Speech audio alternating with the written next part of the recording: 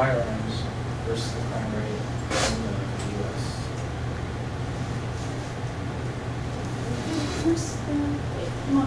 All right, does less gun control help lower the crime rate?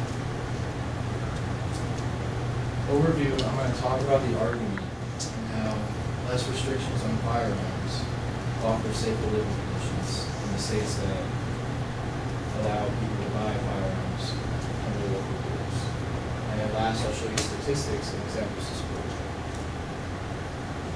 All right, on the surface, it seems logical to conclude that making guns more difficult to obtain will keep them from the hands of criminals. It sounds logical. However, gun control advocates look at guns only as means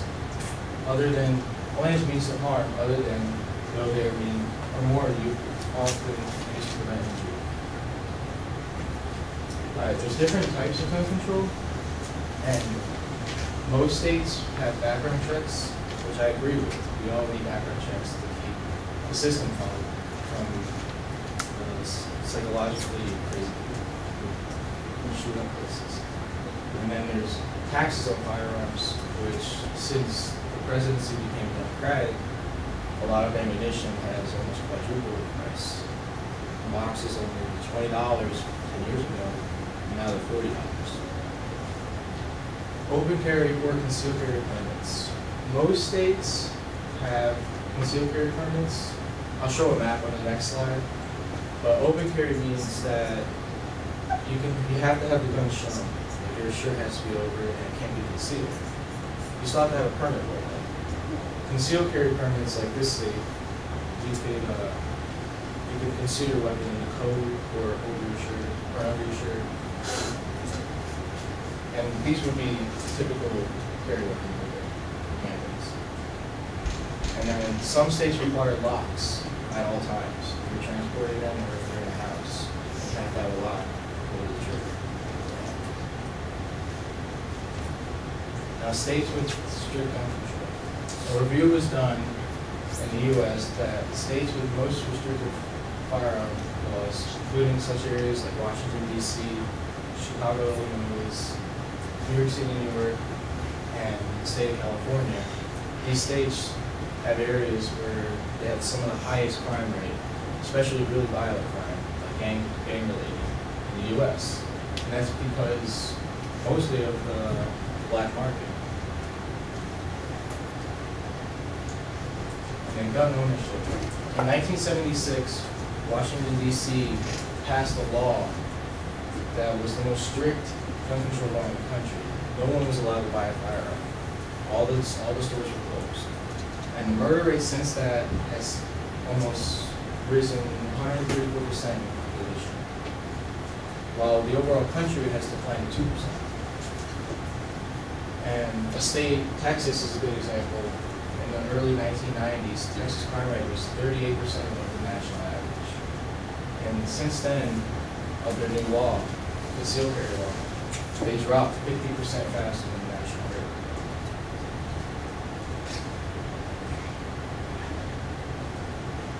All right, I'll show it really quick.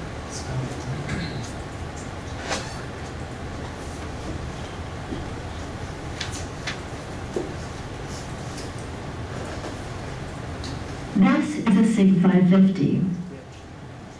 It's designed to destroy anything standing within its 400-meter trajectory. This is the switcher.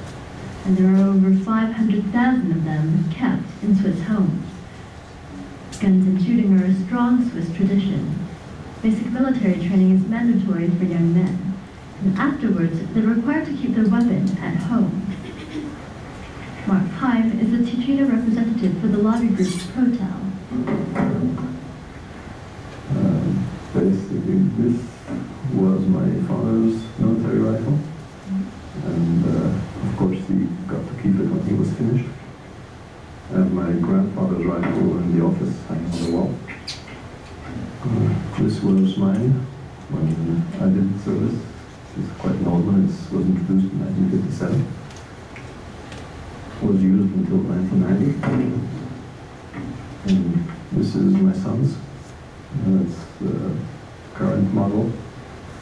That's what's being used today. That's what we'll be using to shoot the Frenchies today. The Feldschießen, or its hero Ferdinand Campagna, as it's known in these parts, is an annual Swiss event, and it's also the largest shooting festival in the world.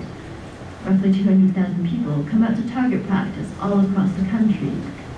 Ammunition is provided by the government. Heim goes regularly to this range, and it's often a family affair. It was organized by the government to have a very high state of readiness for the Swiss military and population. The target has always been that within 24 to 48 hours, Switzerland could mobilize a pretty large army, I mean, even by European standards.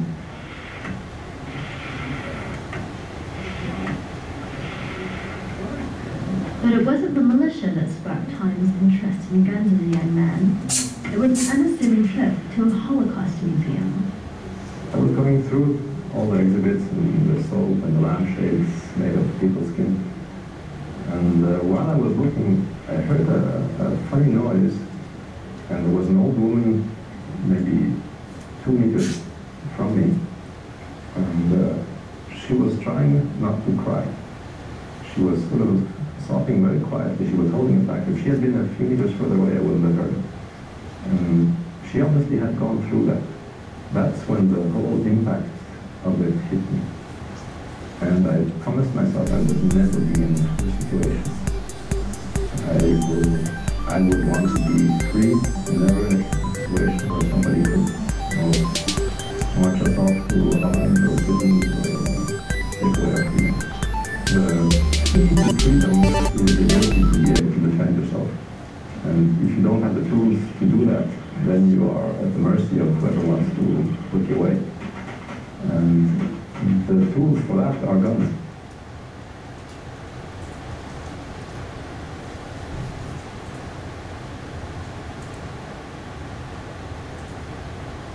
And that was Switzerland.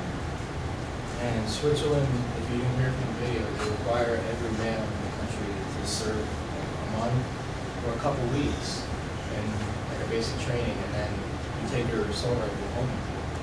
So there's over 600,000 of them in homes across Switzerland. And they stopped keeping statistics on the crime because they don't have any crime. All right, in conclusion, in the argument, are you for or against the freedom to carry firearms? Depends on the person. If you go to your local firing range and get training, it's how comfortable you feel with it. And then the effect of concealed carry in certain states and how that relays on the crime rate. And the effect of strict gun laws on the crime rate, meaning the more strict they are, if people at home can't defend themselves, then criminals are scared to run into your house.